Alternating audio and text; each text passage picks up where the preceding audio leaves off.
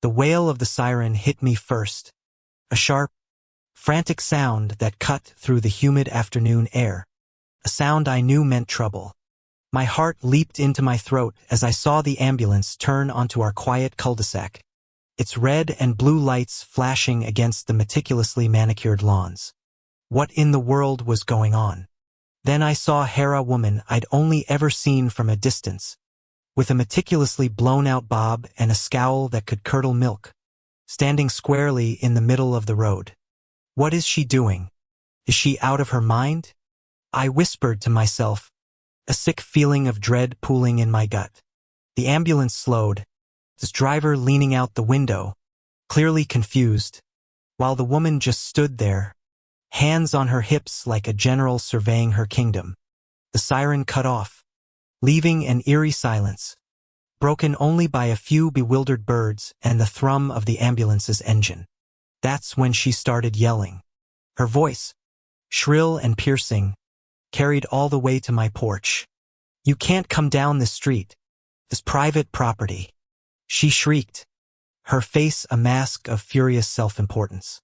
The paramedic, a young man with tired eyes, tried to explain. "Ma'am, we have an emergency call. This is an ambulance. We have to get through." But she wasn't having it. "I don't care. I pay taxes for this road. It's for residents only, and you're not a resident. I own the street." I felt a wave of dizzying disbelief. How could someone be this delusional? A different kind of siren began to howl inside meth panic of a son who knew exactly why that ambulance was here. Just moments earlier, I had called 911. My mom had collapsed in the living room, her breath coming in short, ragged gasps, and a terrified whisper of "I can't breathe." My hands were shaking so hard I could barely dial the number, my mind racing through worst-case scenarios. I ran back inside for a moment, the scent of lavender and old books in the house a painful, jarring contrast to the chaos outside. "Mom, the ambulance is here. They're almost here," I murmured, clutching her hand, trying to be the calm I didn't feel. A new surge of hot anger pulsed through my veins. How dare this woman block the very help that could save my mom? I rushed back outside, my jaw clenched. I saw my neighbor, old Mr. Henderson, watching from his front window, his face a mix of shock and pity. Other neighbors were peeking through their curtains, but no one dared to step outside. A cold sweat broke out on my brow. What's wrong with people? I thought.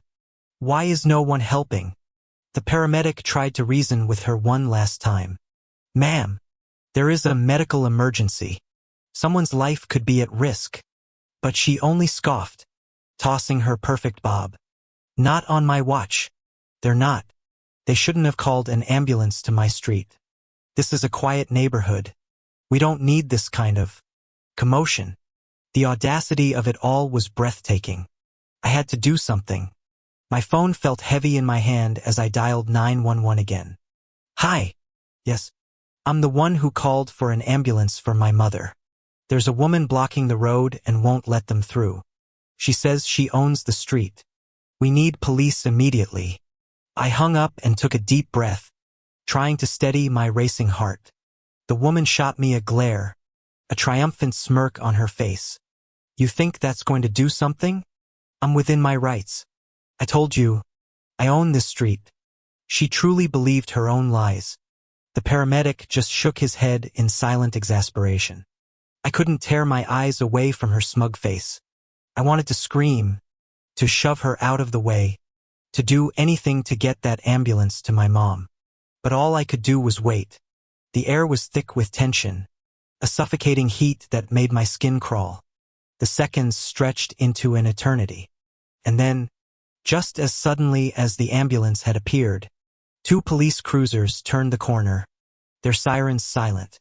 The first officer, a tall man with a calm, no-nonsense expression, stepped out and walked toward the scene.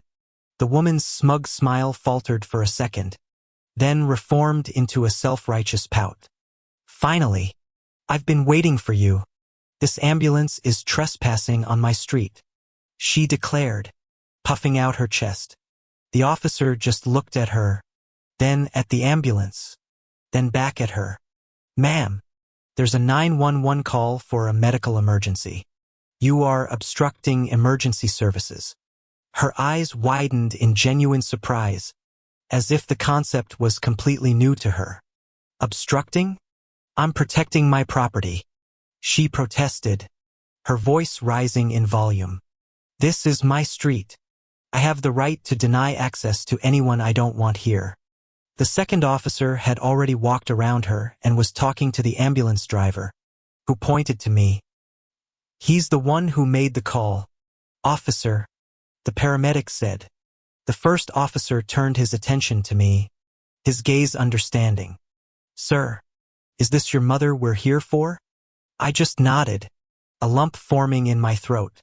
He looked back at the woman, his expression hardening.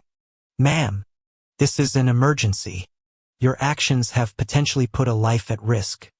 You are being ticketed for obstruction of an emergency vehicle, and you will move your person from the roadway now or you will be arrested." The smirk was gone.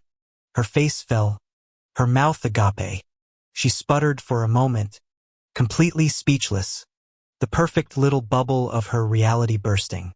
But I was all she could stammer. "Move, now." She finally, shamefully, shuffled to the curb, her shoulders slumped, her meticulously blown-out bob looking slightly less perfect.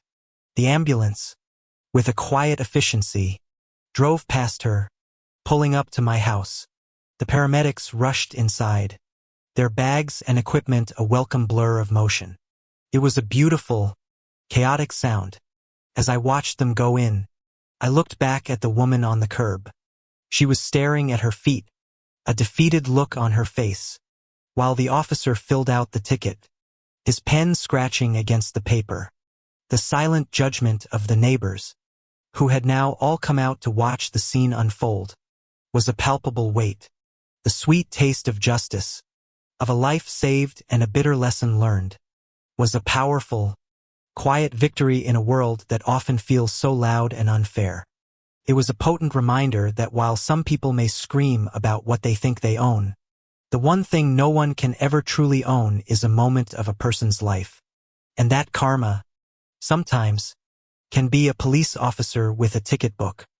My mom is a fighter, and thanks to those paramedics and a bitter dose of reality for a delusional stranger, she has the chance to fight.